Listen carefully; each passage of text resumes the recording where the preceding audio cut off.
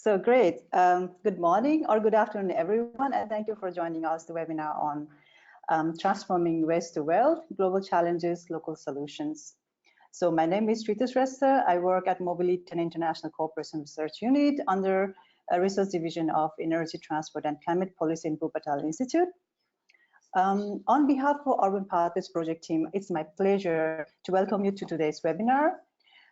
You will be discussing today on waste issues globally, its impact on cities, and ways to manage it locally, mainly through awareness raising, waste prevention, and recycling methods. So presentation starts with Environmentalize initiative from my colleague Maria Rosa Munoz, and this webinar is a part of the initiative on the Urban Pathways project. It will be followed by the introduction of Waste-Wise Cities campaign and World Habitat Day 2019 by Nela Kapp from UN-Habitat. And then my colleague Stephanie Dornenu will present global waste challenges and preventive measures to manage waste.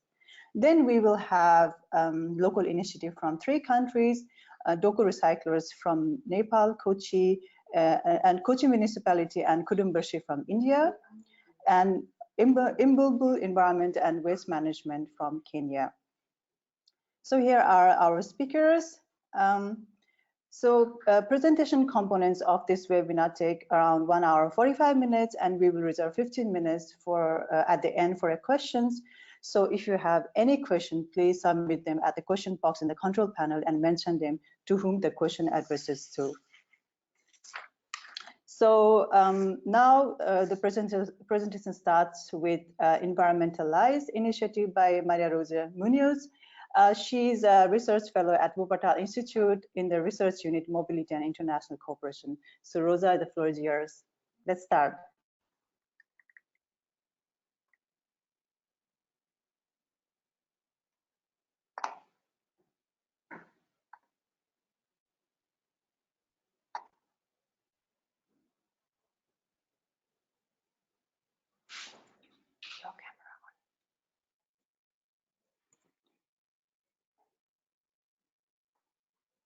Hi everyone.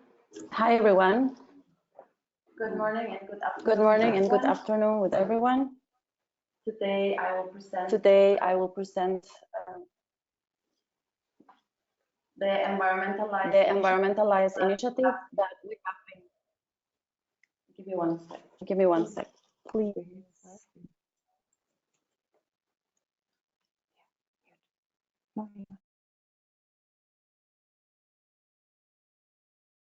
Yeah, I was hearing myself, so I had to stop for a while. But what I wanted to do is to start presenting the Environmentalize initiative that we have been developing with several organizations. It all started in January 2019, this year, when we had the Sustainable Infrastructure Forum in Quito with some Latin American cities, and we discovered that there are a lot of cities that are,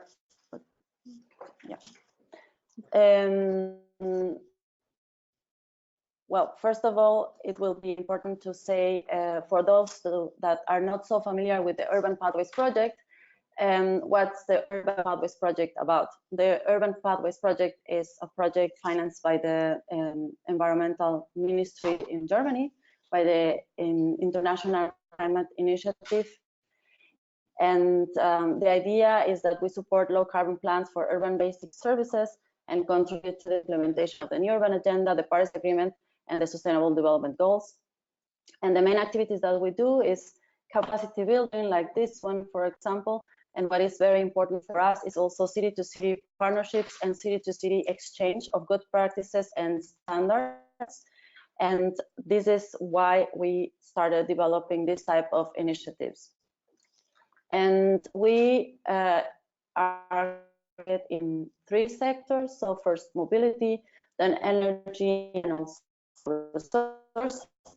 So first 2 years or first 1.5 years, we have focused much more in things related to mobility. We also want to start with the interlinks that are between mobility and other sectors, so that we can really contribute in an holistic manner. And we have 4 pilot cities, one in each region in developing countries. So it's Belo Horizonte, Nairobi in Kenya, and Hanoi in Vietnam, and also Kochi in India. And the idea is that we want to also replicate in small cities. And now, starting with what, how this initiative all started, we realized that both at the local level and at the regional and global level, there are a lot of different initiatives going on in the months of September and October. And first, at the local level, as I was saying, we realized in this conference that there are a lot of activities going on in the different cities we work with. So we have Zones 30 in Belo Horizonte, for example. There has been the first Zone 30 has been developed in April with the support of ITDP Brazil. And the idea is to reclaim the space that was used for parking and turn it into a space for the people in the surrounding areas and hospital areas, where the students, for example, didn't have really the space to a safe space to go out from school and walk home. And then we had some other projects like an air quality monitoring workshop, where a couple of stakeholders were able to create their own sensors and install them in bicycle, for example, in order to monitor the air quality in the city and have an idea of how is it going, data collection and stuff. We also work with some other organizations like ITDP in Mexico, where they have implemented already a safe school environment project in Mexico City, and they are now promoting the day of walking and cycling to school. And then we also work with an organization in Chile, which is called Ciudad Emergente, which means emerging city. And the idea is they're developing, as you know, in Santiago, Chile, and they have been commissioned to develop the the shared street for the COP that will be launched during the car-free day this year, and initiative that we are cooperating with. So in terms of at the regional and the global level, we have the Mobility Week, which is a European initiative, but we know that there are a lot of cities that do activities during these days. So there's mobility, there's an international event. There's also the Global Climate Strike, which has been proposed by Fridays for Future, this organization of children and youth going to the streets to claim for more climate action from government. So they have called for a global climate strike between the 20th and 27th of September, where everyone should participate, as this is something that really concerns us all. And then we are also cooperating with some organizations. There's the Mobility Month for Africa that will be financed by the Transport Urban Mobility Initiative, Transformative Urban Mobility Initiative to me, and also from the 20th of September to the 20th of October.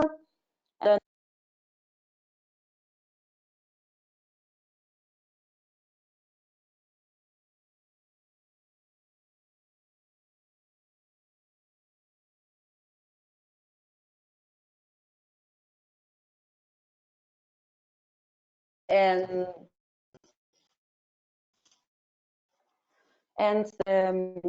these are all initiatives that we are definitely not competing with, but we really would like to find synergies. There are a lot of activities that can be made during this day, and they are already being organized. So the idea is to cooperate among the different initiatives and to create a critical mass and to convince a larger number of cities to start implementing this type of activities that might be initially that might be short-term activities, but what they pretend to do is to generate long-term change.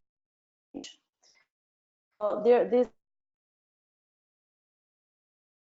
activities that have been ways, we're also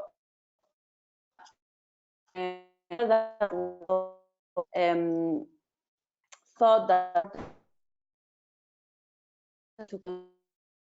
activities that are being conducted, and for that we have purchased some devices for some of the cities we are working on, so that the impact in terms of air pollution of activities such as zones theory, share street, open street,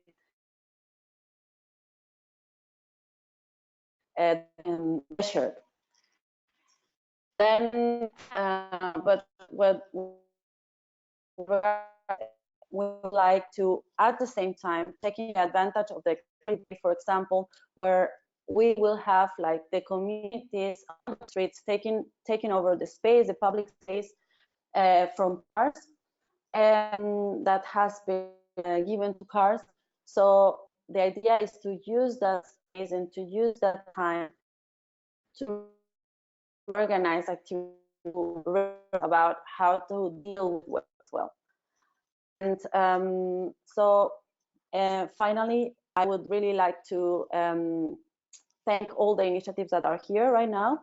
And as you know, this webinar is organized, it will be replicated in several languages, because of course we have partner cities that speak Spanish, partner cities that speak Portuguese. So, and the idea is that even though that we from here created a global perspective, we also understand that every city has its own context and every region has its own context.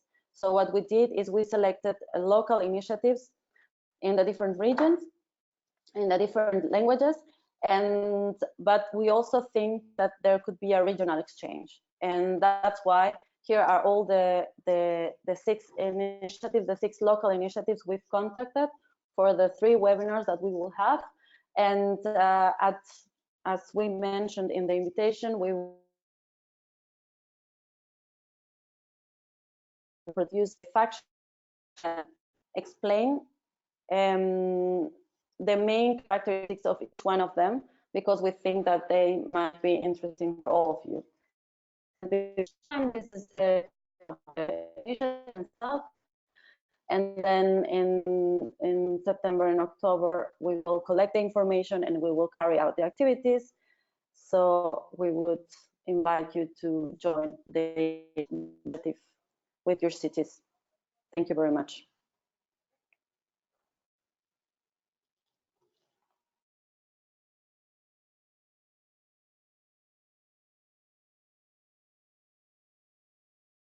Thank you, Rosa, for explaining what our initiative environmentalize, and also giving a background on our project Urban Pathways.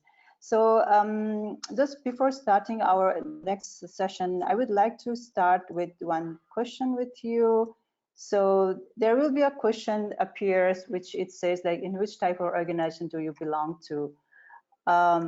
So could you please give the poll to understand where you, which organization are you from, and also who are the participants? As you can see, the most participants here are from the Wuppertal Institute and University and NGOs.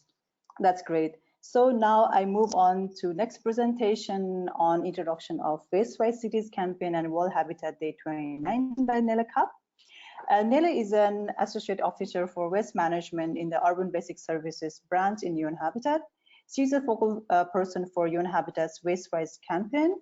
Before joining UN-Habitat, Nele has worked as consulting engineer in Vienna, Austria, supporting the public and private sector on a variety of waste management topics. So I would like to give floor to Nele. Please, you can start.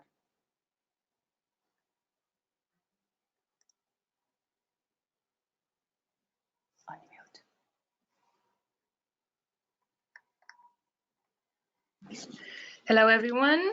Thank you for the introduction, Shritu.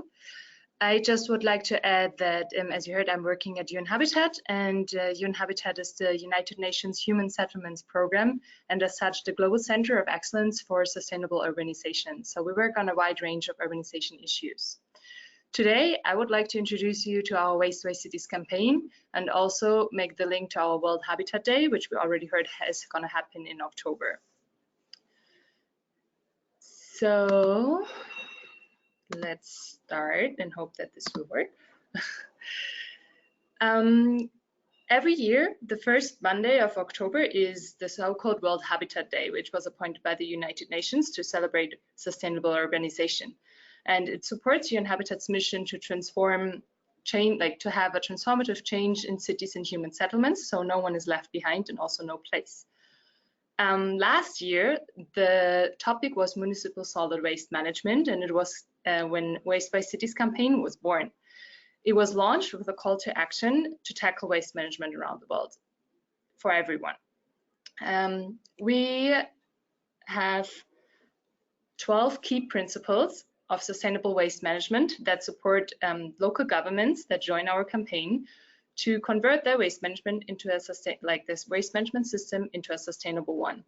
As you can see, there are a variety of factors. It starts with assessing the quantity and type of waste generated, so knowing about the data that you need. Also to improve collection and transportation of waste, to look at the disposal, but also to promote the so-called 5 Rs, which we define as rethinking, refusing, reducing, reusing, and recycling. There are also some other parts which are looking at the government aspects, at the financial sustainability, and at regularly reviewing the progress you've made. These principles are kind of the core of our campaign, and we encourage everyone to join the campaign, and to, especially at the moment, it's local governments who can sign up for the campaign by sending a letter of intent that says they want to promote these principles. However, of course, we encourage everyone to join because we see ourselves, the campaign, as a global platform for waste management issues and want to establish a lot of partnerships around it to create a network with relevant stakeholders from all over the sector. And this, of course, includes local, regional, and national governments, but also private and informal sector, as well as academia, civil society, and NGOs. And together, we want to enhance the waste management and the resource efficiency in the world's cities. We have 4 expected accomplishments how to reach this. This is by decreasing generation of waste, improving municipal solid waste collection and controlled management, increasing the recycling of suitable materials, and also enhancing the management of hazardous waste in the world cities. And for this, we kind of defined our strategies, or the strategies we want to use, which are improved data for decision making, strengthened knowledge, technical capacity, and governance for waste management, raised global awareness for sustainable resource and waste management, increased investment commitments to waste management improvements. And as you can see, these are also the 4 key areas that we are focusing on with the campaign. So it's about good knowledge and good practices sharing, waste data and monitoring, advocacy and education, and project finance and bankability support. So although it's a campaign, we want to make it an active campaign. We, of course, want to raise awareness for the issue, but we also want to raise activities and especially support local governments in gathering data on waste management. So we have a number of activities. I'm not going to go through all of them. You can have a look maybe at them later. Just to figure out, to highlight some of them, we have a monthly newsletter, so you could sign up for that by contacting us. We, of course, also are part of awareness raising events. And we are developing right now a waste-wise toolkit to analyze waste management in cities. And I want to give you that as a practical example. We just recently did that in Nairobi, Kenya. And what you see in the background in black is now the waste management flow that we were able to find out what is happening in the city. So you see from the left, we start with the waste generators. You see that a different variety of actors are collecting the waste. You see that some of them are going to official designated disposal sites, which are in this case Dandara and Ngong Dam site, which are nevertheless, although they are official, of course not yet controlled facilities. And then you have a part where you have recycling in the middle, which is done as well by the formal as well as the informal sector, and also some parts are getting out of the dump sites. And you see that there's also a certain amount of uncollected waste, which is in Nairobi actually 770 tons per day, which ends up in the streets, in the environment, in the river, eventually also going to the Indian Ocean. So with the tool, like the tools that we did with the tool that we applied and finding out this data, you can now see that you can identify 4 areas that are very important in Nairobi to improve on. The first one, of course, is decreased generation. The other one is improved waste collection, so you can avoid these 770 tons per day going into the environment. Another part is boost the material recovery, because although there's already some recycling going on, it's only 22% of the waste. And there is the majority of the waste in Nairobi is organic waste, there's a lot you can do. And the fourth is, of course, improved disposal. So this is just to give you an example of what we can do with our toolkit. So we are interested, of course, in partnering with other cities to use this tool and to also gather data, because we think data is very important to improve on your waste management. Coming from this, I want to make now the loop to our World Habitat Day this year. It's happening on the 7th October, and it's again, we're focusing on waste management, but the official theme is Frontier Technologies as innovative tool to transform waste to wealth. So we want to give waste management the attention it deserves. And so we want to share with the world frontier technologies and innovative approaches that have the potential to transform waste to wealth. And as you can see here, we just launched a call for innovative solutions. You can also find it on our website. And we invite everyone to send us information about innovative solutions, approaches, ideas, companies that are already doing a lot of great things and help transforming waste to wealth. And we would like you to send us those information so we can also share them with everyone to give them a spotlight at World Habitat Day. Furthermore, we also invite everyone to celebrate with us World Habitat Day by organizing local events. There is a different, you can do whatever you want, of course, but as long, like, we would like to know about it, we want to share it, we want to tell everyone that you're doing great jobs, that you're doing great activities, so please share it with us. And into activities you could do in your local observance, for example, as dialogues between stakeholders through forums, roundtables, panel discussions, of so forth. Invite your policy or decision makers to a site visit somewhere in your city where you think action is definitely needed. You can organize a public event like concerts, film screening, or a debate. And you could hold a workshop or seminar on this topic to discuss about it. And so again, please share it with us if you organize something. So yeah, I just in the end want to invite you to join. You can see our website. You can also write us emails to Waste by Cities campaign directly, or for the World Habitat Day if you have more questions. And we invite you to engage with us. Thank you. Thank you, Nele. Thank you for the information on World Habitat Days and Waste by Cities. This is very important, and I would like to request all our participants, if you have any questions, please post the question on the question box, and also we will send more information later after we finish the webinar, or yeah, in few days. So now next I move on to next presentation now by Stephanie Dorneu. Will present the waste challenges from a global perspective and preventive measures and best practices to reduce and recycle the amount of waste. Stephanie is a research fellow in Wuppertal Institute in Circular Economy Research Unit. So Stephanie, let's start.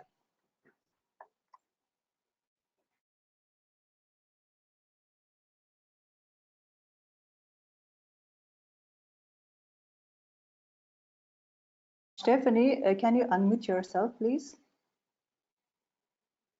Yes, yeah. Okay, then I perfect. start over.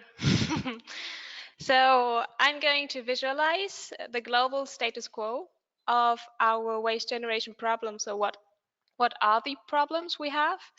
And then I will go into some possible solutions we have to tackle the emergence of our waste. So let's jump right into the current status quo. So sorry, okay. So this is just to visualize the numbers of waste we produce. So if we dump enough waste to fill a line of trucks going around the world 24 times every year. So this is a number you have to imagine. And without urgent action, global waste will increase by 70% on current levels by 2015 already, which is in 30 years. So, and reasons for this high increase are, for instance, our rapid population growth, rapid urbanization through population growth, and the economic development, which will push the generation to waste increase by 70% in the next 30 years. And what does this mean in per capita waste generation? So now we are currently producing 1.2 kilogram waste per day per person in average, but up to 2025, so a bit more than 5 years from now, this will go up to 1.42 kilogram per person per day. And also to have an image in mind which extent this will be. So this volume is equivalent to 2 football fields, which means 1 hectare of land per person on this earth every year. So this is big numbers. But the average generation of waste is different. So there's no homogeneous waste generation on this globe. So, and this is what I'm going to show in the next slide. So waste generation on the globe is homogeneous, and there's big differences by income. So the low-income countries generate less waste than the high-income countries, for instance, the US, Germany, and Australia, which you can see here in deep yellow, which account for up to 1.5 kilogram waste per year per person and a day.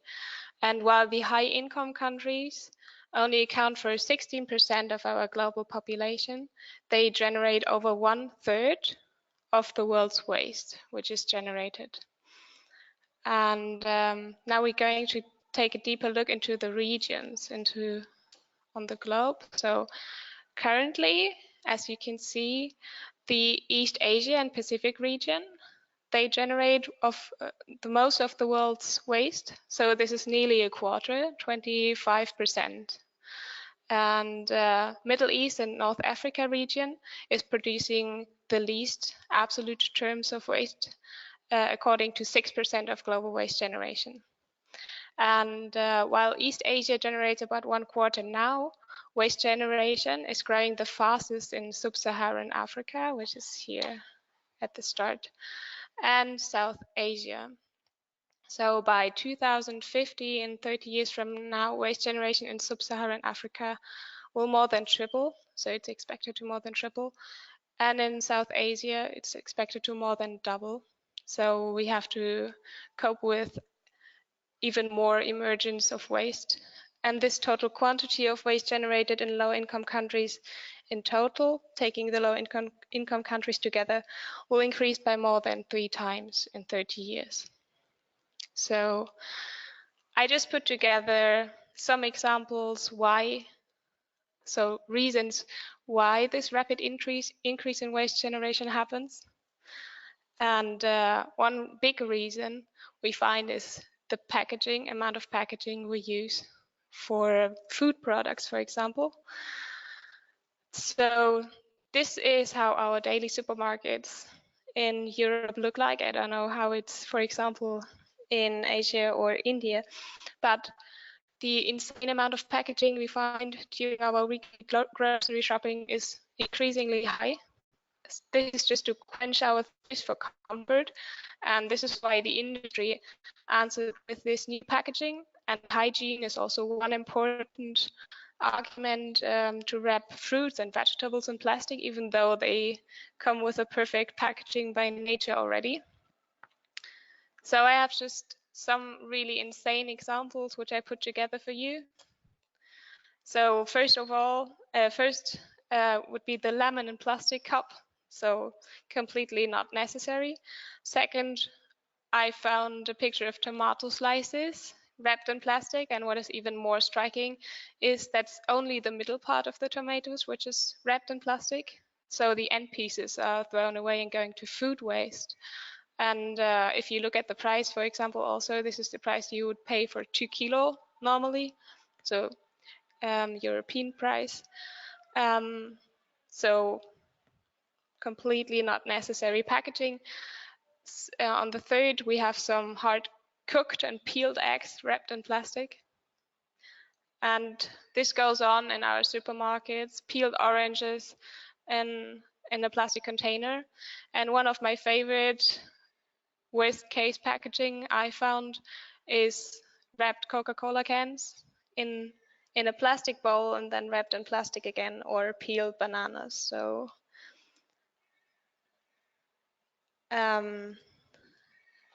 I prepared a little poll. So now you can rank among these 6 examples. You can rank your favorite one.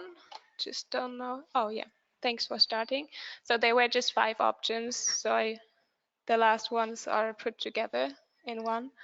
So first I can go back to these ones. So you can choose if you find the lemon packed in plastic or the eggs more striking.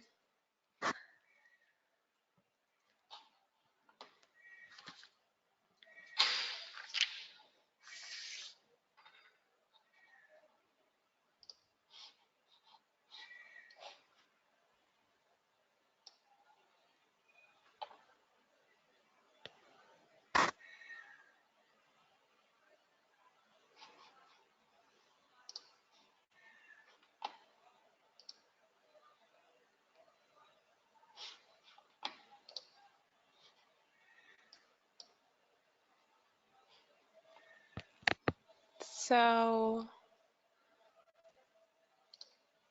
I don't know if everybody finished. Oh, okay, here are the results. So definitely also my favorite ones, the most unnecessary packaging, Coca-Cola cans packed in plastic again. So then we go on with the presentation. Oh, sorry, now it started again. Okay, jump into our waste composition, because waste composition varies considerably, also by income level. The percentage of organic matter in waste decreases as income levels rise.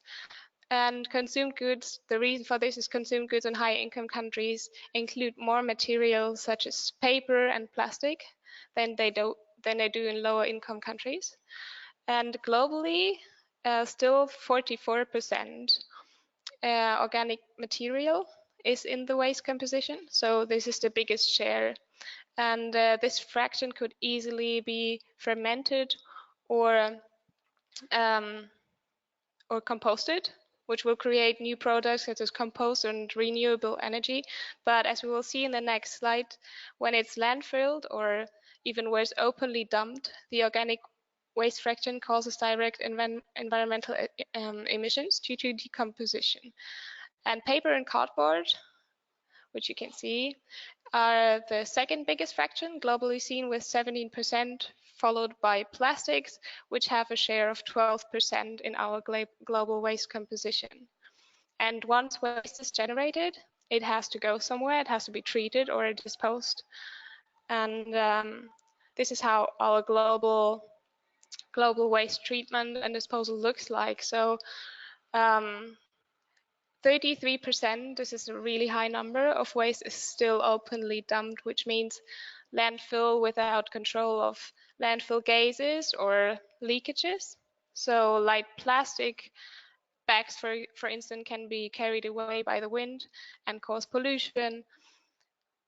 Plus the controlled landfilling, which accounts to another 40%. So taking this together, more than 70% of our global waste does not undergo any treatment, leaving valuable resources untouched. And this clearly indicates that there is a great need for proper waste management systems to prevent the mismanagement, which causes severe damage and pollution environmentally, as well as economic damage. So there is some treatment globally. 19% of our materials undergo recovery through recycling or composting. But 11% of global waste is treated through incineration, which at least allows the recovery from energy recovery from the heat. So there's a lot to do and a lot of potential. And low-income countries, so the next slide shows the issue of waste exports. Low-income countries, they mismanage 90% of their waste, which is a really high number. But the governments are increasingly recognizing the risks and cost of dump sites and pursue sustainable disposal methods. And China is one good example, because China already recognized the problem and banned, for instance, the import of waste. In 2017, they imported a large proportion from the US plastic waste. And 4 years, the country imported millions of tons of foreign recyclables from overseas, but now they have a growing recycling burden in their own country. And the policy is shifting because they just recognized waste from imports and their own country are accumulating. And there's also tremendous, they tackle the tremendous task to establish new guidelines and solutions to combat with ever increasing amount of waste in their own borders now. And since then, China has decided to order nearly 50 cities to begin sorting their waste. They want to reach recycling rates up to 35% by 2020 in the next year. And yeah, before that, I already mentioned that 90% in low-income countries is mismanaged. So if we export our waste to low-income countries, for example, it often is dumped in open dump sites, landfilled. And this slide is going to show you the problems of open dump sites. So before we learned that 33% of our waste is still openly dumped, but the governments are increasingly recognizing the risks and costs of dump sites and pursue sustainable disposal methods. So this picture in the background is showing the Bantar Gebang landfill in Jakarta, which is one of the biggest in the world, with a size of 160 football fields, just to have an extension in mind. And I just visualized some of the risks from dump sites. So there's greenhouse gas emissions such as CO2 and methane, coming mostly from the decomposition of the organic material. And this also causes leakage water, washing out toxic particles, because when the leakage water from the decomposition of the organic is trickling down the dump site, this acid water washes out toxins from batteries, from plastic material. There's also leakage of dangerous landfill gases, which are directly connected to health risk. People are living closer to dump sites, to open landfills due to population growth, and the animals, they just feed on what's left over in the open dump site and they're poison and can cause diseases. So this is just some problems from open dump sites and reasons why we should avoid them.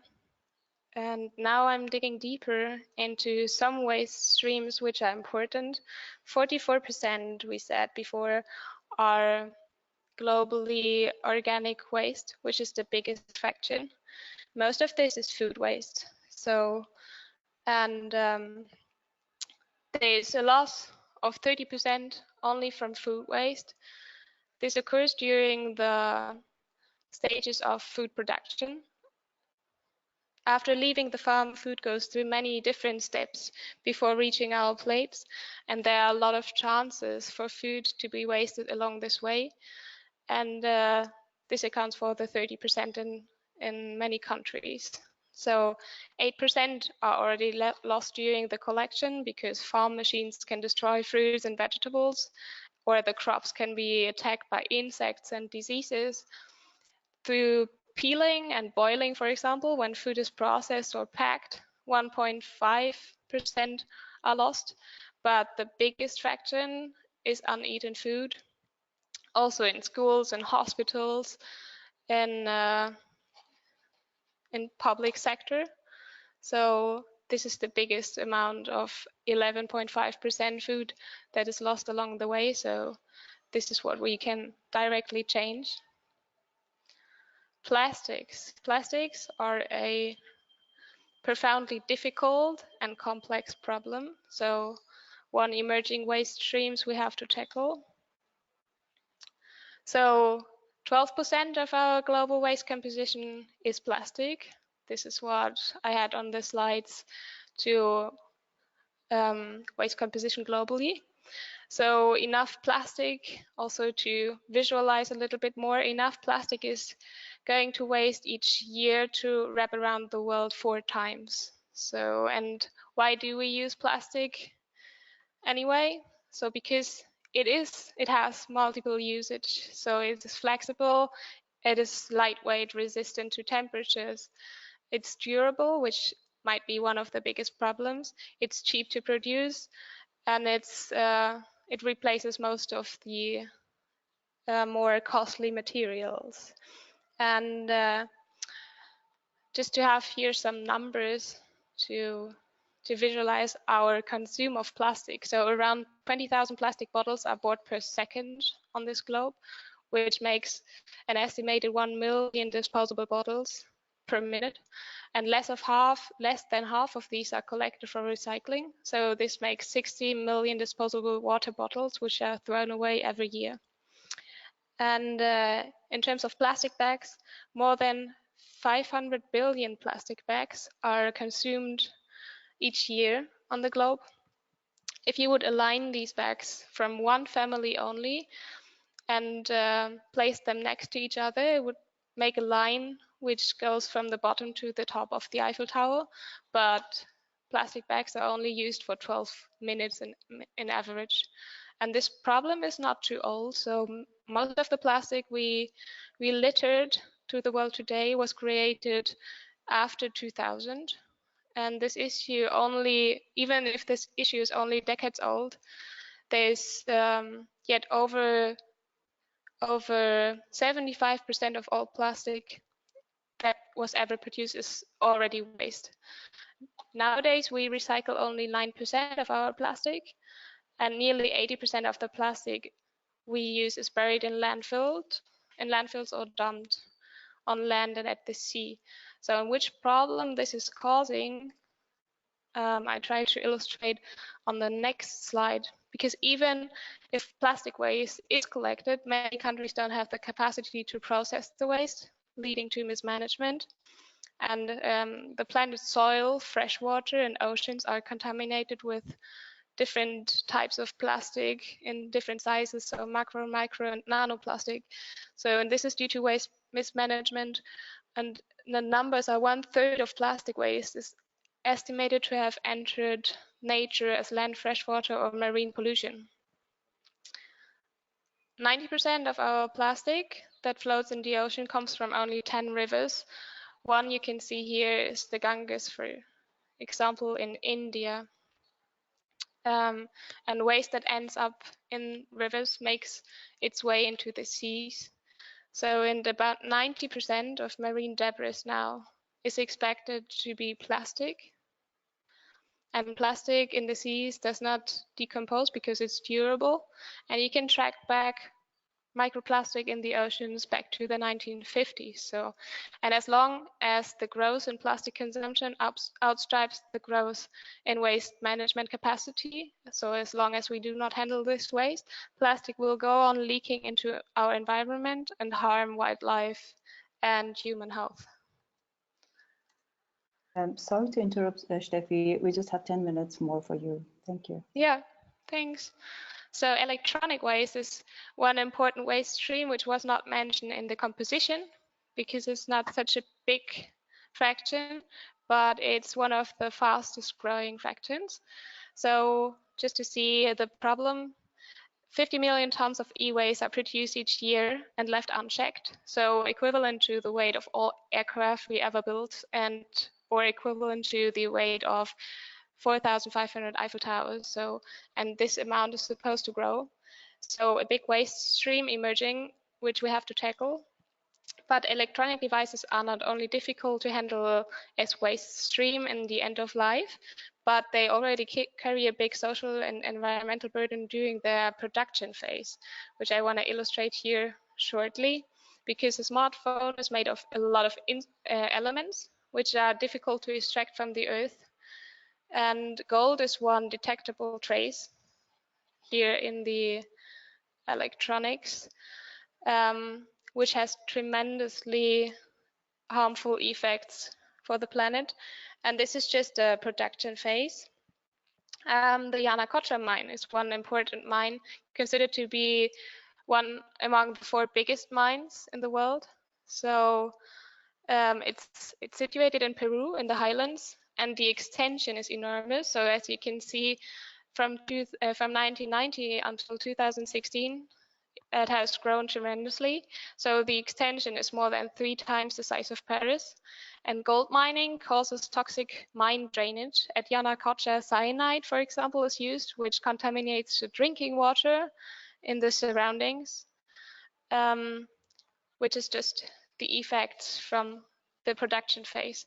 So I prepared another poll to ask you, what do you think, how much gold should be found in 1 ton of rock to economically justify industrial mining? So the amount of gold that would make sense to economically justify the mining.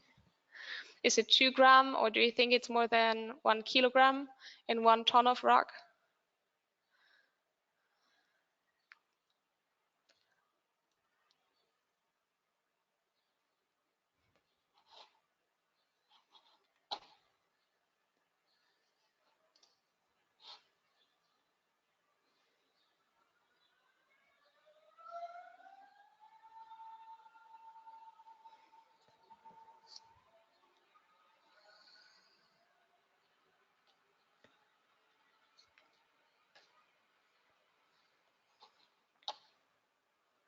Cannot see if the poll is finished.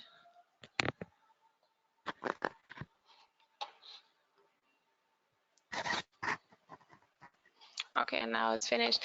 So it's 2 grams only, which is found in 1 ton of rock, which is really poor and causes these environmental problems through mining. So we go on with the presentation.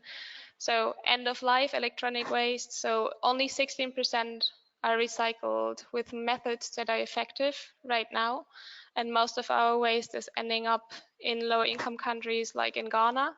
There is one slum that reached population, Akpokloshi it's called. It's one of the most polluted slums in the world by hosting one of the largest electronic waste dumps in Africa.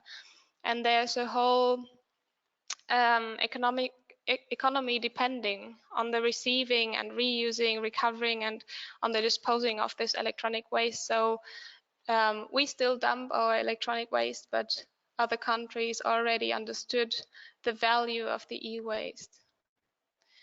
So this is an overview of the problems we have. So I want to just sketch some solutions we can tackle, so we can use to tackle the problem, because the need to curb our natural resources depletion and climate change and secure a healthy living space for an ever-growing human society has become a global challenge. And this task applies to all the countries, independently from their status of development. So many countries, therefore, are faced with the necessity now to initiate a process of transformation in their waste management and set up new waste disposal schemes, and think away from dumping or landfilling towards a gradual implementation of a closed loop management to use waste as a resource.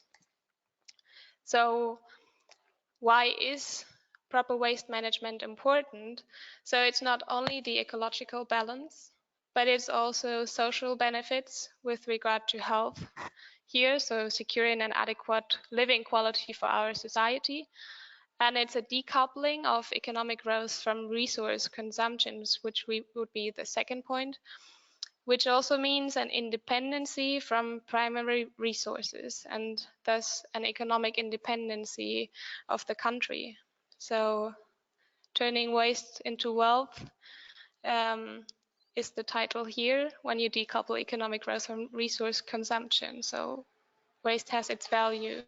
So, and how can we use this value? So ideally, these 6 R's, refuse, rethink, reduce, reuse, repair, and recycle, are the ideal hierarchy to prevent waste in the first place. So in this hierarchy, should not only be applied to personal consumption, but it's applied or should be applied in all the levels. So governments can also ask themselves what they can refuse and rethink.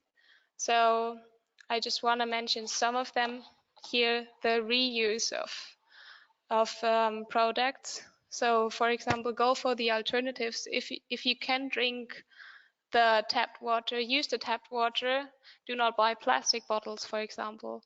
And then when it's broken, you can try to repair it. But before all of that, you should ask yourself, do I really need this article or not? Or can I purchase? Sorry, Steffi, we have just 3 minutes for you, sorry. Yeah. Okay, do I really need this article? Is there a similar one with less packaging? So, and here we have an overview of different solution approaches. And I will go into some examples from regulation, economic incentives, explain what is green public procurement and what can this do, and one example of informative instruments which can be environmental education. So regulating instruments, one really potent tool is the extended producer responsibility. The principle behind this is the polluter pays principle, which implies that the one causing environmental damage should also compensate for it and pay for it. So one important example in this context is the take-back schemes. And they are different take-back schemes, which, for example, can be voluntary by a company to take back textiles, for example, or which can be imposed by the government to a certain sector, which is here, for example, the take-back scheme for plastic bottles in Germany. And yeah, there are applications for all kinds of take-back schemes. And this directly also affects the design of the product, because now the producer is responsible for the product and the take-back and the recycling of the product. And one of the strictest regulation one can apply might be a ban. So one example of banning is the banning of plastic bags, which was carried out in Africa in 3 countries right now. Rwanda already decided to ban plastic bags 10 years ago, Kenya 2 years ago, and now Tanzania joined this year. So, and fines are imposed on the use of plastic bags to handle this ban. So this is some examples for regulation. Economic incentive. There's one really potent tool which is called the resource tax. So what is the resource tax? So the one who uses more material in the production processes should pay more for the resources consumed. This also directly impacts the product design. I have one example here. This is a deo spray, which is the same product but less packaging when the deo spray, for example, is compressed. So this will initiate and affect the product design process and lead to less waste streams. Then we have green public procurement, which is another approach to strengthen waste prevention. This can mostly affect the public authority. They are major consumers by using their purchasing power to choose environmentally friendly goods or services.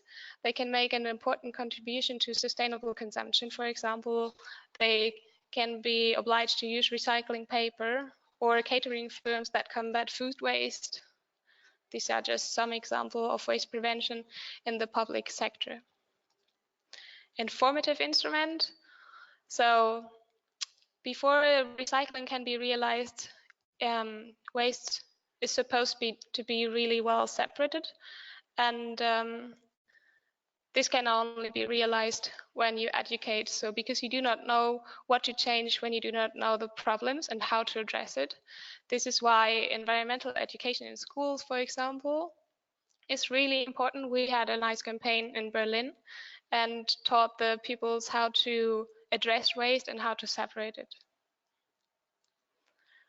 And now I'm coming to the end. So last but not least, it's important to keep in mind that alone we cannot do much, but we need to mobilize our environment, friends, family, and our surroundings to reach a broader audience. But we should even do more and think bigger, because when I personally change my habits, this is not helping in the big scale. So you can do what you think of. So email politicians, speak out loud, join demonstrations. And we already had some nice initiatives and campaigns presented. So you can join the Environmentalize initiative, which will be presented, and the Waste Away City campaign, for instance, to really make a difference. So thanks for listening. And, thank you so much. Yeah, thank you so much, Steffi. It was great to have the global perspective and also solutions. So yeah, I would like to ask audience, please put your questions to our panelists and also write whom the questions belong, or like question to. So yeah, now I move on to really inspiring exemplary local initiatives for awareness raising, waste prevention and recycling. So let's begin with Kushal Harjani from Doko Recycles from Kathmandu, Nepal. Kushal is a co-founder and CEO of Doko Recyclers. He's passionate about designing sustainable and evidence-based practical solutions that combine his previous work experience in the private and social sector. Doko Recycles is a social enterprise dedicated to managing and recycling dry waste. So they have a very good experience on waste advocacy and awareness raising activities in Nepal. So Kushal, the floor is yours. Thank you. Thank you, Shritu, for the introduction. So Doko Recyclers is a social enterprise in waste management that we started in 2017. And I'd like to begin with a really short, quick video on what we do.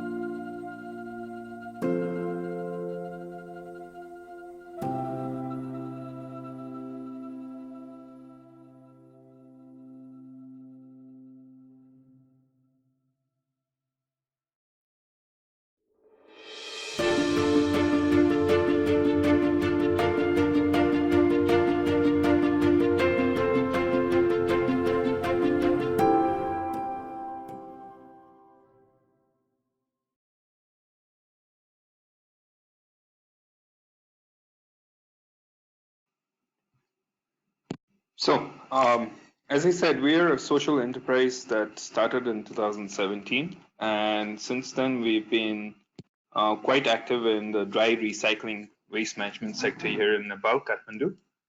And Kathmandu, the capital city of Nepal, we produce over 1,000 tons of solid waste in a single day.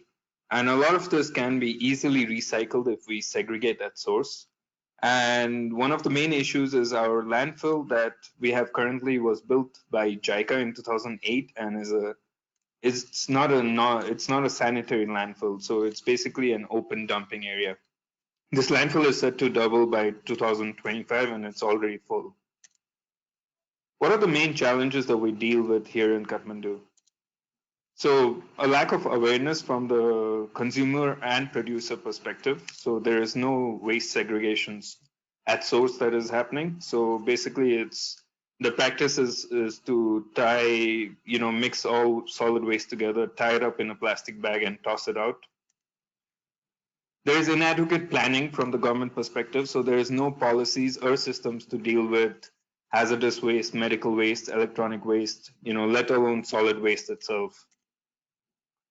There's no capable and reliable private parties. 75% of the municipal solid waste is collected by private parties. At the same time, all they do is work on a collect and dispose model without segregating, and they don't even have standard processing facilities. So oftentimes what happens is it's collected in small vehicles and then transferred from smaller vehicles to a truck that goes straight to the landfill with little resource recovery.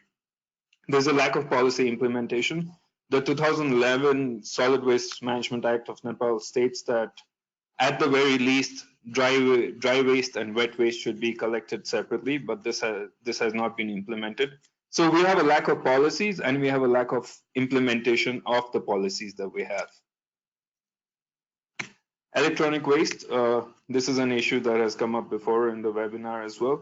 Well, it's a growing issue here as well that no one is paying attention to. In the last year itself, Kathmandu produced 17,000 tons of electronic waste. And we, as of today, still do not have any policy to deal with electronic waste. There is no state or private mechanism to collect, transport, or dispose of electronic waste safely and professionally. So DOCO is the first company doing professional electronic waste in Nepal, actually. Increasing consumerism. So as our disposable income rises, it has meant a rise in single-use plastics. And these, because they're not segregated at source, is mostly they're either landfilled, burnt, dumped, or littered. And oftentimes we deal with a lot of difficult to recycle or non-recyclable materials. So for example, a lot of composite materials like blister packets, medicine packets, they're a composite of aluminum and plastic, and you need a blister separator machine, which no one in Nepal has yet. So this is what the industry looks like at the moment.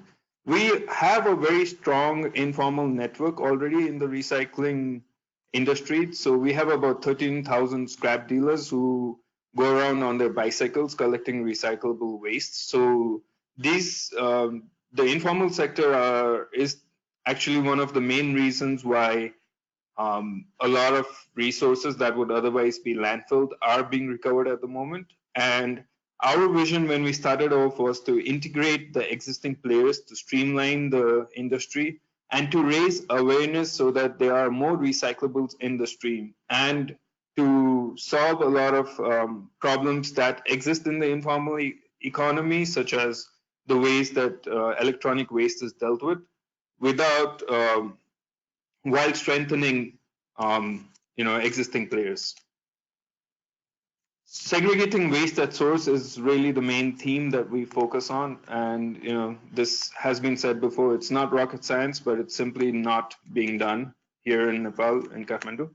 So the way we work with institutions is the first thing that we do is we do a waste audit. So what we do is we check their existing systems. We look at what the problems they're facing in segregating their waste. We recommend segregation bins if necessary. And then the next thing we do is an awareness workshop. So the awareness workshop is meant for the day-to-day cleaning staff. We do this in our native language, Nepali, and it's meant to show the importance of segregation, why it's really necessary that we start segregating our waste. We train them in terms of which items are recyclable, which items are not. And then after that, we provide scheduled pickups for on a regular basis for dry recyclable waste.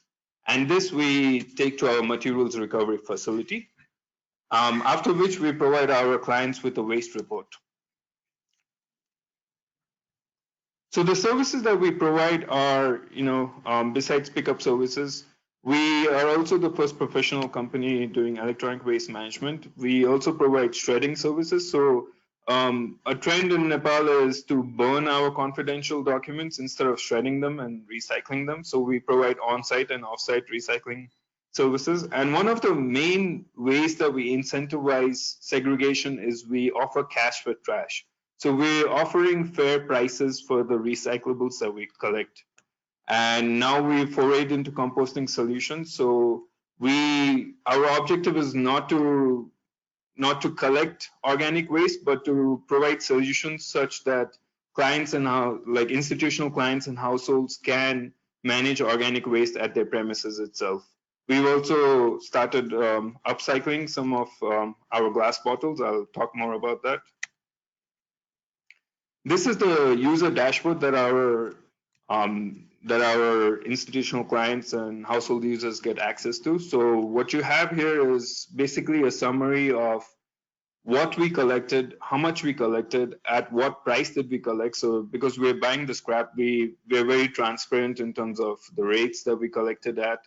And here a client can schedule a pickup. They can look at previous bookings, previous pickups, etc. And again, one of the main ways to incentivize a client is to show them the impact that they are having by recycling.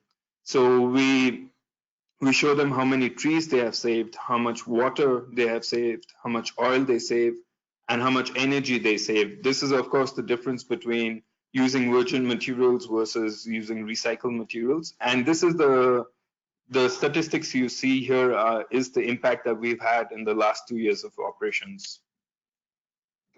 Sorry, Kushal, you just have 3 minutes more. Thank you. Sure, I'm almost done. So we now work with over 120 institutional clients. This can be a whole range of, from everything from hotels, schools, development sector organizations, factories, bulk providers. We work with around 3,500 households. We've conducted over 160 workshops till date so far, which is, again, a major part of our work is not just providing recycling services, but also advocating for segregation, advocating for better waste management. And now we're working at 7 community rural projects. So these are in different geographical and social contexts of Nepal. We also work in events, so to help them go zero waste over time.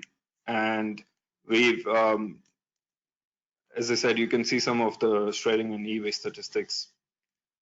So we're working towards increasing awareness and teaching people how to segregate waste at source. We are also developing a national waste curriculum that is going to be implemented across Nepal. So these are different activities that are going to be part of the environmental science curriculum for schools. We're advocating for reducing consumerism. So really thinking about what you're purchasing, is it recyclable or not? What materials are they made of? And for policy formation and advocacy. So a big part of this is working on the electronic waste policy formation at the moment in Nepal. We also provide educational visits to our materials recovery facility where we play recycling games with children. We talk about the different waste streams that we collect. We show them the importance of segregation and what sort of impact that it has on the environment and in the future of our country. Nepal does not have glass recycling. So as a country, as a whole, none of the glass bottles here are recycled. So everything that is collected here is reused, not recycled. So we had a whole mountain of glass bottles at our MRF that we did not know what to do with. So we came up with the idea of creating an upcycling range, so decorative products out of bottles that are non-recyclable. So we're trying to find creative solutions for the limitations that exist here. So in the last 2 years, we've grown a lot as a company, and we continue to grow our impact. We're continuously looking to innovate, to learn from different initiatives in the world. And my email address is there, so please feel free to get in touch with us. We welcome any suggestions, and we're excited to continue our journey. Thank you. Thank you so much, Kushal. That's really inspiring. Yeah, if you have any question to Kushal, please put the questions on the question box, please. Yeah, so now we are moving to the presentation from Kerala State, Kochi, India, beginning with Dr. Rajan Chedambat from CHED, the Center for Heritage Environment and Development, which is the research and development wing of Kochi Municipal Corporation. Rajan is the director of CHED and has been engaged in various waste management activities in Kochi. So let's begin. Thank you.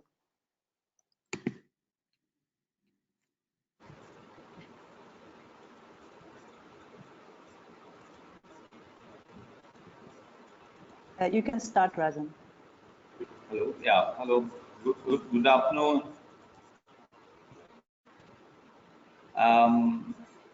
I've been hearing like all other presentations, and what I'm going to present here is the case study from Kochi, how we basically manage our waste.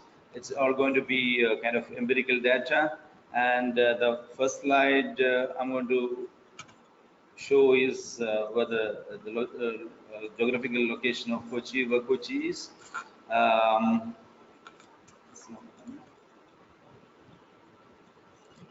Yeah, so it's in the southwestern corner of India. It's Kochi is a very small town. So it's like it's almost most of the city is almost on the mean sea level. Some part is 1.5 meter above. Some like almost on the mean sea level, and almost 40% of the land is below the sea level. So it's like quite difficult for us to manage our waste. And then the city works in two different mode. Like one is the urban agglomeration area where we have the Kochi Municipal Corporation and the nearby municipalities and panchayats, and where we have more than 1 million population and with an area of 330 square kilometer. And then we have the central city where you have all the business activities take place, and the kind of commercial center, the traditional trading business center. So where the population is almost around 6.5 million, and it's around 94.88 square kilometers. And then like we as a coastal city, as almost on the mean sea level, like we face a lot of issues, a lot of challenges. The first one is being the climate change, and any kind of rise in the sea level is going to inundate the whole city, and how we are going to cope, that is the main agenda of the city now. And of course the second one is the waste management, and the third one is transportation. But here the focus is like in this conference, the focus is on waste management. So I'm going to talk about the waste management scenario of Kochi. And in our system, like the municipal corporation is in charge of the waste management, total charge of the waste management, and we do it comparatively better in comparison with other cities in India. And the major solid waste source are from the domestic waste, and then the commercial establishments. Then we have marriage and community halls. Then we have hotels and restaurants, and then markets, institutions, schools, offices, street sweeping, hospitals. Certainly that is in non-infectious. Then slaughterhouses, construction and demolition. And then like we have two departments really handling. We have one health department where we have around 1,000 workers and officers and experts working together. Then we have an engineering department supplementing the whole process. So how do we kind of what is the process of our waste management? Like for us, we have Kudumbashree workers.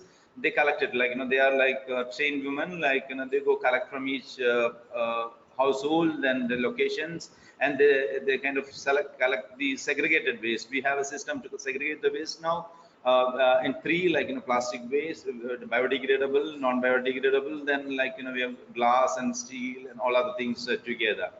And they are collected on a daily basis. Almost every day waste is collected from your residence, your business places, wherever it is.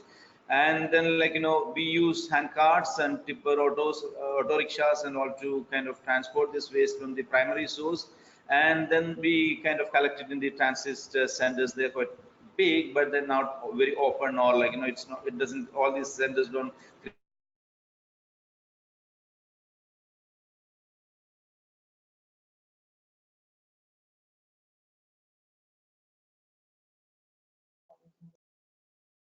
I think there is some problem with the Rajan's. There's a pause. Hello. Sorry. Okay. So we have the problem with Dr. Rajan Chedambat from Kochi. I think he's offline. So I think we move on to next presentation by Ratish. So Ratish is from Kudumbashree, Kerala State Poverty Eradication Mission in India. He's a state assistant program manager in Kudumbashree. He will share how Kudumbashree is helping Kerala State to manage waste mainly through women empowerment and innovative waste management concepts. So, Ratish, please begin.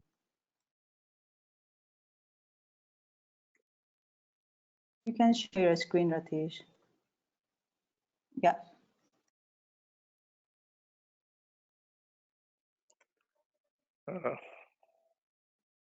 You can start, yes.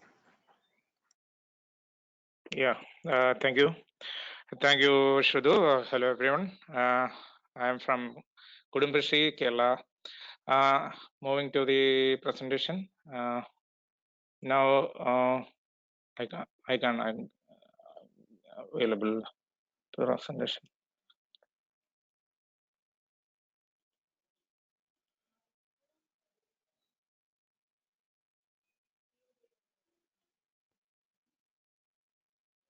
Is there something wrong with Ratish? Presentation is not available on the screen. We can see it. You can, okay. Okay. Yes. Yeah, Kerala. About the location of our Kerala state, we are on the southern tip of India, and in Kerala there is 14 districts, and Trivandrum is the capital city, and we have 941 village panchayats and 152 block panchayats and 87 municipalities and 6 corporations, total 1,200 local self-government institutions. And about Kudumbashree. Kudumbashree is the state poverty eradication mission of Kerala, and we are the implementing agency for Kerala government projects. And our main 3 aims are women empowerment, poverty eradication, and economic empowerment. And about our structure, we are operating in 3-tier structures, and our structure consists of around 291,000 neighborhood groups and about 43 lakhs of families involved in our network. And we developed neighborhood groups from these 43 lakhs of women. And from these representatives of neighborhood groups, we developed area development societies, that is around 20,000 now. And in panchayat level or in rural urban level, there is 1,064 community development societies we have. And already I mentioned 43 lakhs of women are participating as membership in Kudumbashree. And about Kudumbashree is one of the largest women network in India, and so we are selected as implementing agencies for national and state programs. And moving to the waste management projects, and we developed new projects named Harita Karma Sena, or Green Action Force, for the entire states of Kerala. And it's basically for non-biodegradable waste management projects, because we already focused on biodegradable projects for the last 20+ years, and we are lack in non-biodegradable waste management collections. Why Kudumbashree focusing on waste management is we found some opportunities to form micro enterprise groups in all cities and all urban and rural areas. So we are developing a model as enterprise groups in every local self-government institutions. Currently, we trained 27,988 Kudumbashree women members for 888 local self-government institutions. That is, our women groups are working in every LSGAs, every local self-government institutions in Kerala, as waste picking and managing units. Our system following user fee based micro enterprise activities. That is, every household has to contribute a marginal fee for their waste management for these women groups. And we have state level and district level, block level and community level volunteers for handling this waste management programs. And we selected members from our community levels and trained them in collecting and segregating waste for all local self-government institutions. Local self-government institutions are providing infrastructure supports and other technical supports for them to handle the enterprise development in waste management. Waste situation, we didn't have much models in non-biodegradable waste collection and segregation. In 2017, we developed this project with the association of some government agencies like Harita Kerala Mission, Shujitha Mission, Clean Kerala Company, and it is our Kerala state program, and they engaged Kudumbashree to provide manpower for all our local self-government institutions. And I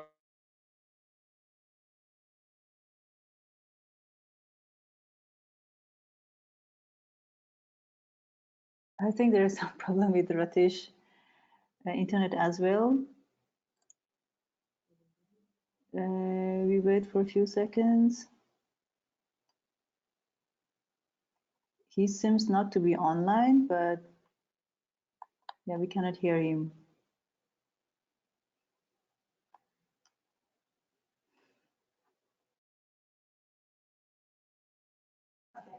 Ratish, are you back? We cannot hear you.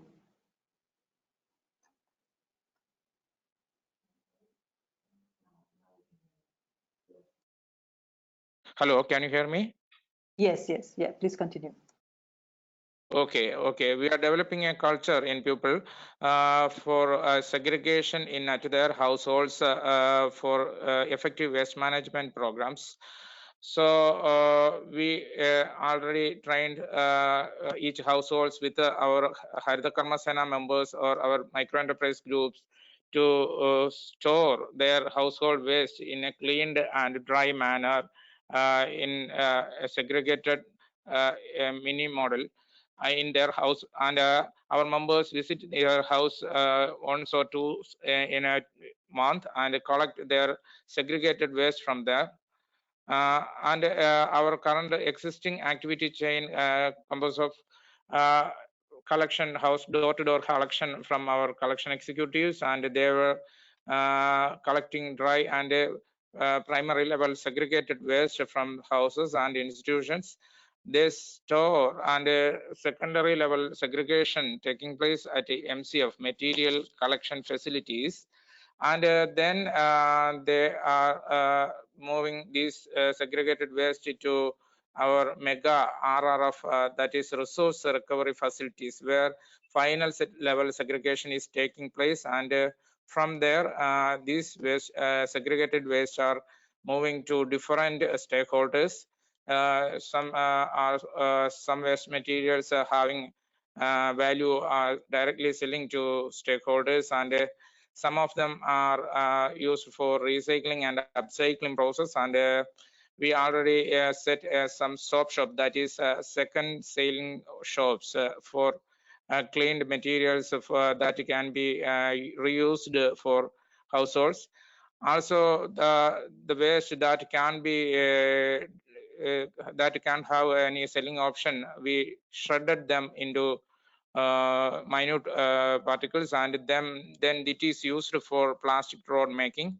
Clean Kerala company, one of the government agency, is implementing this process by collecting shredded waste from each local self-government institution and paying around per kilo. So that is also a valuable asset for us. That is waste collected from A&E, where is moved into a valuable assets in our micro enterprise department. And green micro enterprise is also our new focus. That is, we are using for developing byproducts and as well as materials for avoiding plastic materials. And we are using green protocol for implementing plastic less events. And we are also trying to generate maximum livelihood opportunities in waste management sector with the support of local self-government institutions. Different types of green enterprises proposing are given here. We are using some assistance for each neighborhood groups in developing kitchen gardens, second sale water tank cleaning acts. That's all necessary events for an household is provided through this micro enterprise groups. And we had faced several challenges during this implementation of this project. Sorry, we just have 3 minutes left. Okay. And main is the attitude of people to change their culture, and some political resistance from opponents, as well as user fee paying is very hard from each households to address their claim to our micro enterprise department. These are some pictures showing our activities.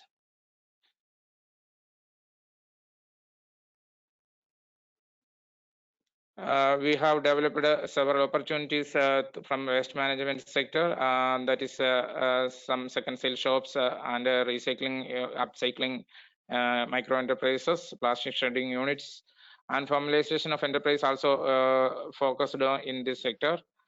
And we developed several awareness models by providing trainings and street plays, awareness visits, and also some proclamations for school children and as well as for stakeholders.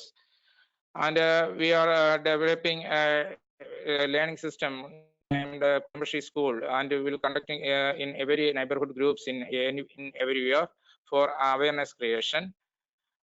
These are some of the activities done with our micro enterprise groups in some urban areas with the participation of public.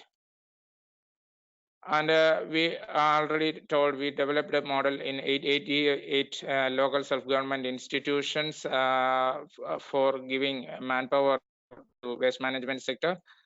And some of our micro enterprise groups are effectively doing this process and getting 65 lakhs of profit in 1 year. That is, they are getting enough salary from this waste management sector. And these are some of the alternatives for plastic and other non-recyclable materials. These are small units of Kudumbashris, and they are making eco-friendly products from their own local areas. This is a material recovery facility where segregation is taking place. These are micro-enterprise groups of one of our urban local bodies. Eco-friendly products of various types are seen here. Also repairing units for recycling. And we received some achievements from government level for the initiatives. Thank you for hearing it and giving us this opportunity. Okay, thank you. Thank you so much, Rati. This is very inspiring how you are doing with the women and all those very eco-friendly products that you are producing. Yeah, so I will just briefly introduce Christopher before we have this technical problem solved. So Christopher is from Imbubu Environment and Waste Management from Nyong, Kenya.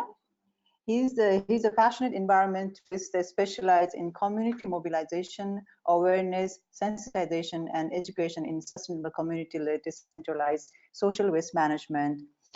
He has started awareness-raising activities in Imbubu in 2014 and has achieved a huge positive results in 4 years, which he would like to share with us. So, Christopher, are you ready? Can you hear me? We will unmute you. Yes. Yeah, very good. Thank you. Perfect. Good afternoon. We have put your presentation from our screen, so you can just say next once you start. Yeah, let's go to number 3. Let's just go to 3. Slide number 3 is where the map is. After number 3, as you can see, this is where Bulbul is. It's only 21 kilometers south of Nairobi, the capital city of Kenya. What is unique about this village is it has become the bedroom of Nairobi. A lot of developments are taking place in this village. It was very quiet some few years ago. It was kind of a slum. It's been upgraded up to now a small township, and the population is about 17,000 as per year 2009 census. We'll be having census this year, and I believe the population has increased a lot. In the slide number 5, you can see what we've been experiencing. You can see the solid waste situation behind Back Street. You can see to the right, you can see there is a building, people living there. In between, there is another open ground. This plot belongs to someone who hasn't developed it, but you can see it has been turned into a dump site. Also, there is a lot of murky water, and you can see further ahead, there are children next to it. And this is a highly populated neighborhood, and for sure, the place here is a breeding site for rodents, mosquitoes, and flies. And one of the things and the effects of waste in this very, very densely populated village is that we had lots of cases in malaria, lots of cases in typhoid, lots of cases. Also, at a time, we had cases of not just diarrhea, but also in cholera cases. If you scroll down a bit, you can see children playing in murky water just outside their house. And number 6, you can see number 6, you can see children. And this is the effects of the waste. This is liquid waste. People just releasing liquid waste from their toilets in the street, affecting children who are playing around, not knowing effects and the dangers of the liquid waste. Scrolling down further, you can see even near our mosque, we have quite a population of Muslims in our village, and we have one of the most beautiful mosques around Nairobi. There's a very old one, was built in 1901, and you can see it was not spared either. In the slide number 7, please. Slide number 7. You see a very beautiful mosque there, but you can see as well a lot of trash being thrown there. There's also an open toilet just next to it. And you could see that there was a lot of social and cultural taboos involved in our community. People didn't care where to throw, even next to a religious institution like a place of worship. And back streets as well, as you can see a lot of pollution, people burning waste. In number 8, if you go to number 8, slide number 8, the question of habits comes very much into play here. People saw waste as a thing of taking and dumping. There wasn't this sense of, why am I doing this? And so our back streets were turned into heavy made dump sites. In all in the village, which is about, you can see from the map there, we have about 470 households. We had about 12 dump sites, and I mean dump sites, as you can see here in that slide number 8. In number 9, then we started in slide number 9, you can see we started mobilizing now the community to start doing something. This is next to a children's home, just next on the right, and you can see a lot of other waste was there. And this is how I started now in 2014, asking people to volunteer and to start cleaning up the street to minimize the effects of waste. In slide number 10, you can see the effects. Most of our drainage system were clogged up, as you can see here. Young men and children taking part in declogging and open up in the culverts so that the water. And during rain season, that you can see on the left there, most houses were flooded because water couldn't move. The drain and storm water couldn't move, and so some villagers would not sleep at night, and as well presenting waterborne diseases. In slide number 12, number 11, you can see number 11. That's when we came together. It was October 2014. I realized that we needed to do something, and I called most of the elderly people who own the properties plots. The Bulbul village is comprised of those many plots, which are 100 by 50 feet wide. And I called able men and women. We came together and we formed the Bulbul Village Welfare Association, because I realized that if the community never came together, this situation would worsen. Diseases would contribute a lot of death in our area because of cholera and other communicable diseases. So in 2014, October, we decided to form the Bulbul Village Welfare Association. This is where now we have the platform of talking of issues that affected the community together. Issues of roads, issues of drainage. We wanted them to feel ownership and to drive the agenda of their village together. So we started by mobilizing ourselves to bring the community, and as you can see in slide number 12, now the community, we spoke about areas of solid waste, and we ganged up together. We started cleaning up the area. Everybody was taking part. We decided to be having quarterly cleanups, and these cleanups are generally to raise the level of awareness. We saw awareness and education being key to be able to change the attitude and the behavior, the perceptions that the community had before, that waste was not their responsibility. I told them that waste was not raining like rain from heaven. It came from their houses, and it was their responsibility to start taking charge of their waste. So from there, we developed a system of cleanups, 3 cleanups every year. We had one in December. We called it the Christmas Safi, which means clean Christmas. In April, we have Zuia Magonjwa, which means prevent diseases after the wrong rains. And in August, like this month, we're going to have what we call Narisanta, keep the village clean.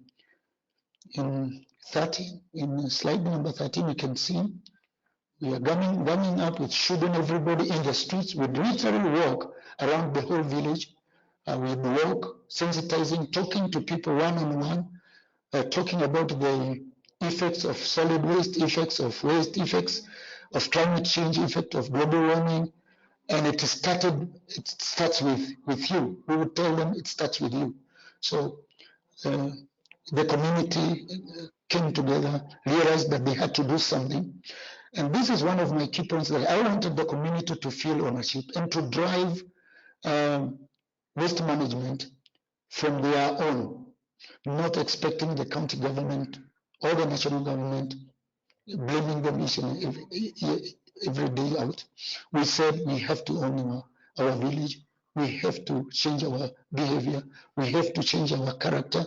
We need to do something about waste. It's our waste, and we needed to do something about it. In slide number 14, you can see then how we started organizing the village into more. You can see the back street, it's clean. And here you see an old woman here.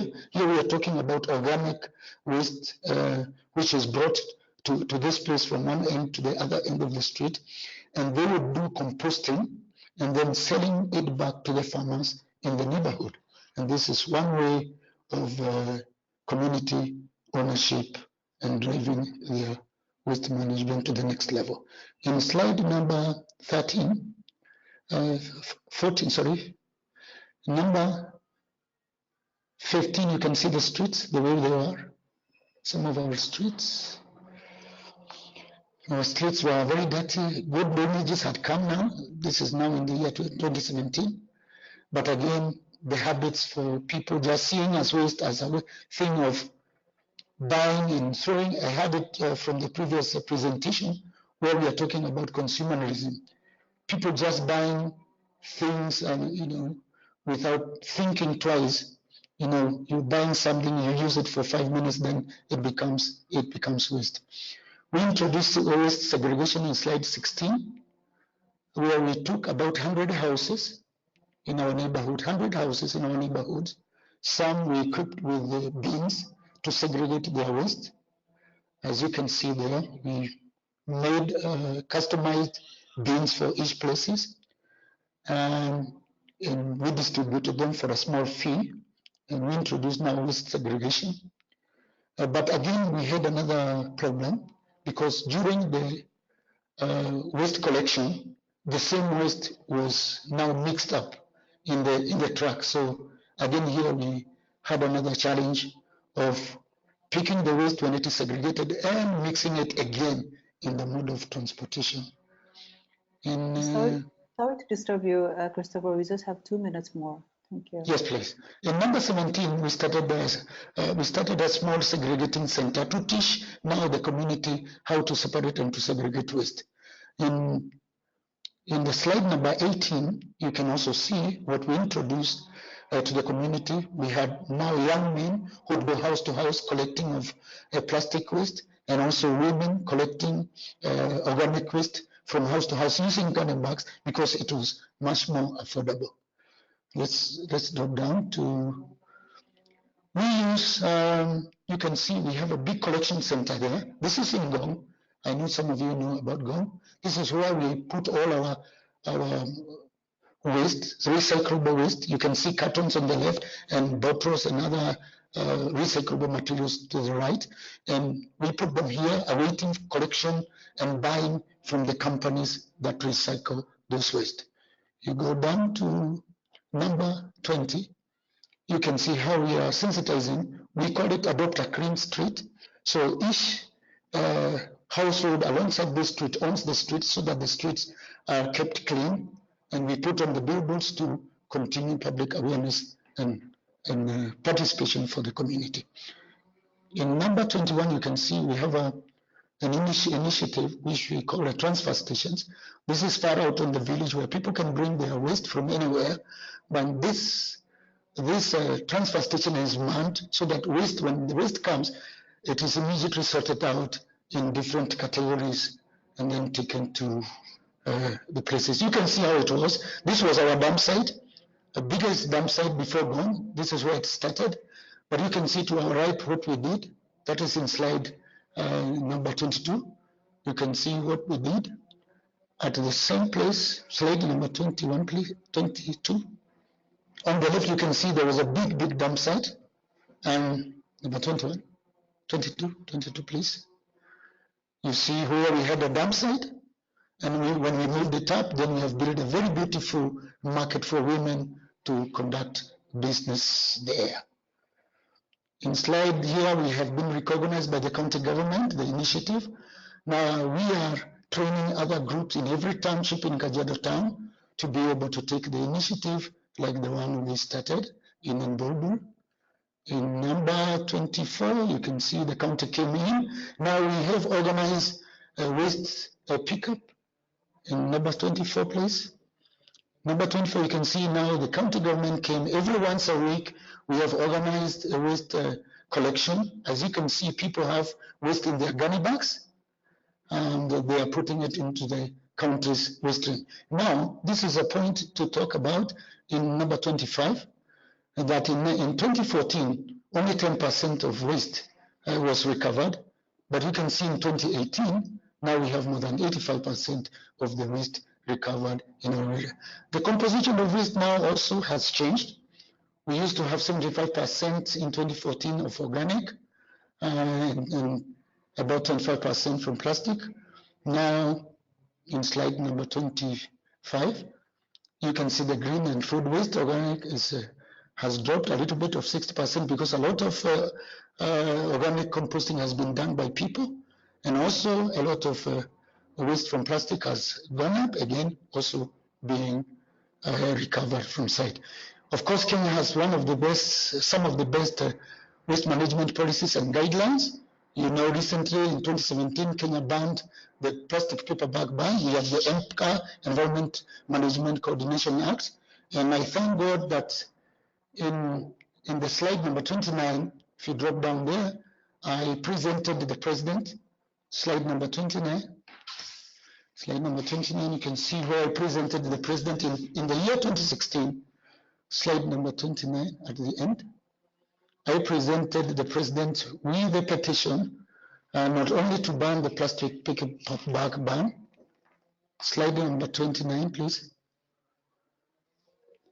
But also to form number 29, yes. You can see there on my right, I'm with the president in the year 2016. I presented him with a petition to ban plastic paper bags ban, and also to ask him to initiate, to be able to develop a solid waste management authority, an authority just that will only deal with solid waste. And I'm happy there is a pending bill in Parliament now to establish the solid waste management authority that will be able now to deal with waste. As you can see on my left, this is our municipal mayor of Gong, who is taking part in one of our initiatives. And so also we are engaging leaders in our grassroots level so that the community groups can be able to be empowered and also to be funded so that they can be more effective in dealing with. That is my presentation. And thank you for the time and also the opportunity to be able to present this to you. Thank you so much, Christopher. What inspires me is the waste recovery percentage. It's very impressive that you showed from 2014 to 2018. Yes. I will again ask the audience or to put some questions if you have. Now we try to resume our connection with Dr. Rajan. So let's see how it works. I think we could start with the question. I think Rajan is still not connected well. So the first question is to Steffi. Are you there? Maybe we can turn the mic to all the panelists. Steffi, can you hear me?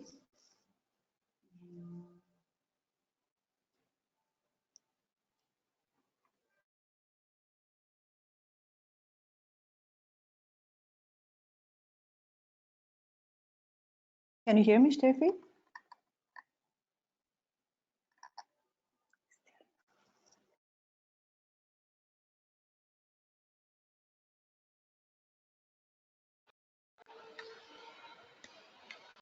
Yeah, can you hear me? Okay, now I'm unmuted. Great. Perfect.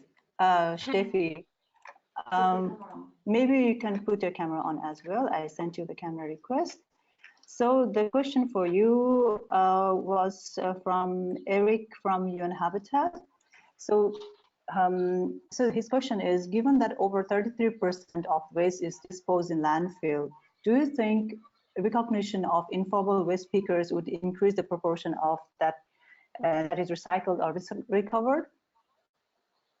Yeah, so I would definitely say yes, because I think the informal sector waste pickers, they are really sorting the waste really cleanly because they give the value to the waste because they are depending on it. So the whole economy is depending on that waste picking.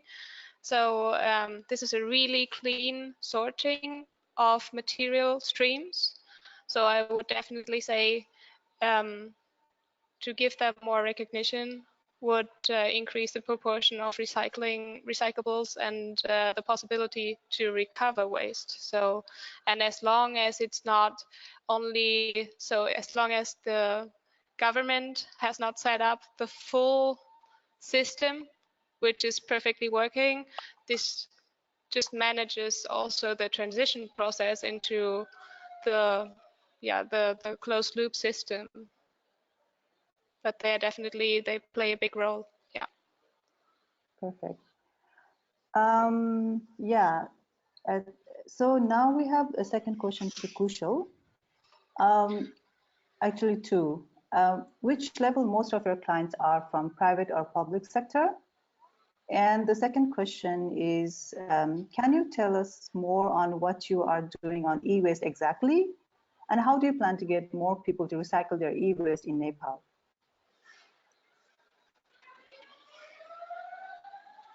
We cannot hear you, Kushal.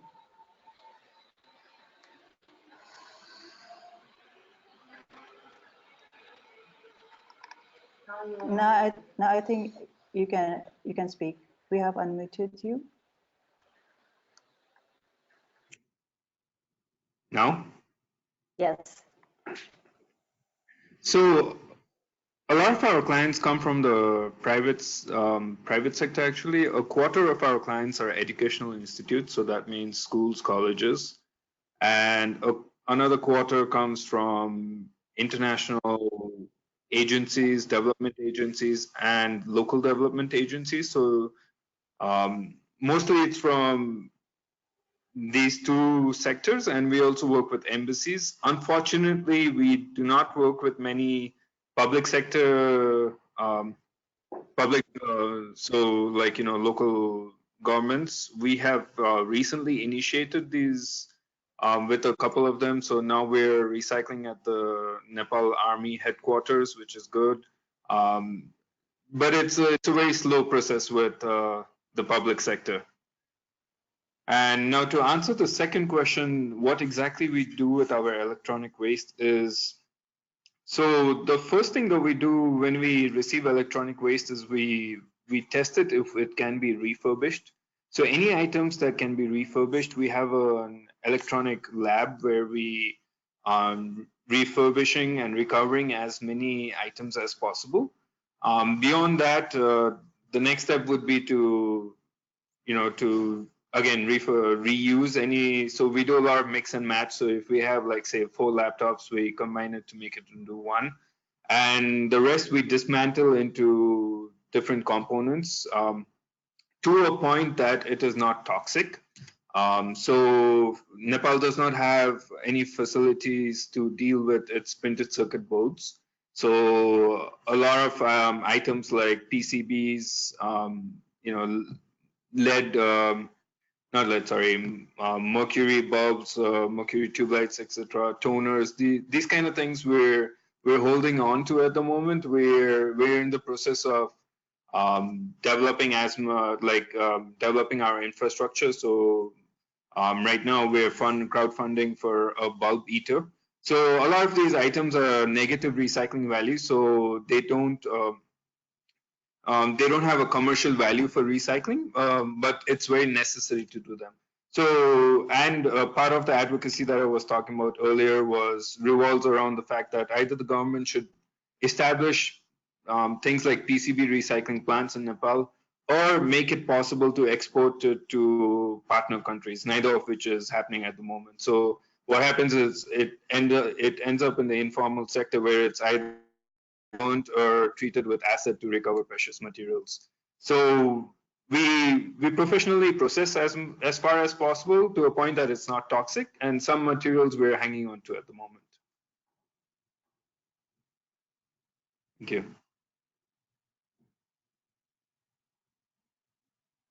Thank you so much, Kushal. And the next question is again to Steffi. Just a moment. So Steffi, the question goes, what can be the possible ways to treat waste, plastic waste other than dumping it? I think you have some options, yeah.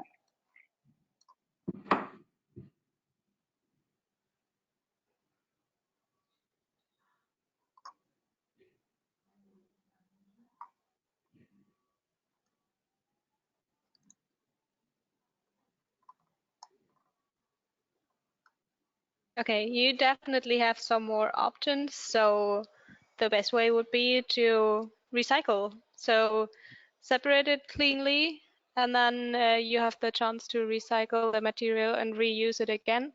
So for instance, going into this example of the take-back schemes, here in Germany, we have a nice take-back scheme for bottles.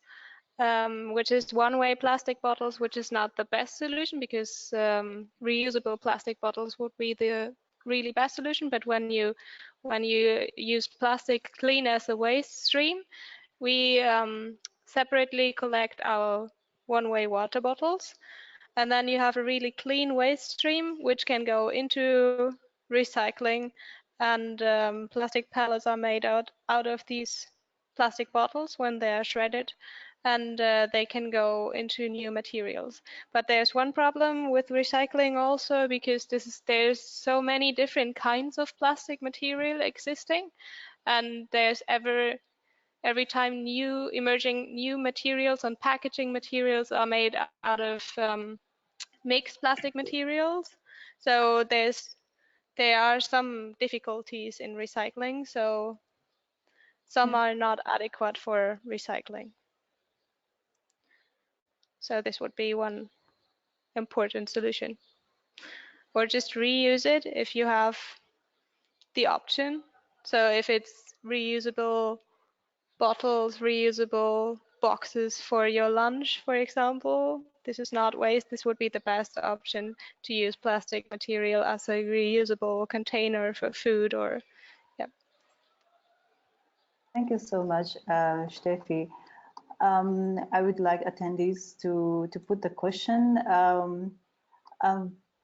So maybe the few more questions are coming in. I have maybe a question to Ratish. So you have this state program for liquid industry. Do you have what kind of support do you have from national government? Okay, actually, Kudumbashree is an implementing agency of state government, and can you hear me? Yes. Okay, okay, and we are back supported by state government and the central government with annual funds. That fund can be used for training and awareness creation. So we can develop micro enterprise activities with the annual funds. We shortlisted candidates from each local self-government institutions with the support of them, and we gave training with the fund of state government for the efficient management of waste, and we provided around 3.5 crore rupees for training the 28,000 Kudumbashri women. These funds are provided from state government, and we also pulled some fund from other government agencies for implementing our projects as convergence. Also, this waste management sector, local self-government institutions are also supporting us by providing necessary infrastructure facilities and machineries. They invest for the infrastructure and machineries so that we can implement the program easily with the support of convergence of several agencies of state government. Thank you. That's great. I would like to give an opportunity to have a question for each of you, if you have any within the panelists. Do you have any question to each of you?